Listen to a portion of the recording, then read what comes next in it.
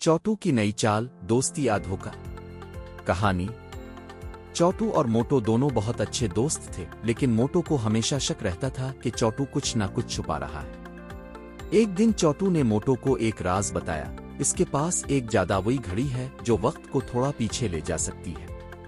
मोटो को यकीन नहीं आया, मगर जब चौटू ने इस घड़ी का इस्तेमाल करके मोटो की एक गलती को ठीक किया तो मोटो हैरान रह गया।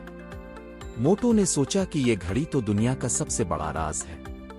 लेकिन एक रात जब चौटू इस घड़ी को छुपा रहा था, मोटो ने इसे ढूंढ लिया और खुद इस्तेमाल करने लगा। जैसे ही मोटो ने घड़ी चलाई, इसे लगा कि हर चीज वापस अपनी जगह पर आ रही है। लेकिन फिर एक अजीब सा हादसा हुआ। वक्त बिल्कुल अलिफाल्टा चलने लगा और मोटो एक ऐसे लम्हे में फंस गया जहां सब कुछ बिगड़ गया। चौटू ने यह सब देखा और अपनी हंसी रोक नहीं सका, क्योंकि इसने पहले ही एक छोटा सा धोखा दिया था। असल घड़ी अब भी चौटू के पास थी। आखिर में दोनों को यह समझ आ गया कि जिंदगी में धोखे से ज्यादा दोस्ती की अहमियत है। सबक: दोस्ती में यकीन और सच्चाई सबसे बड़ी ताकत है।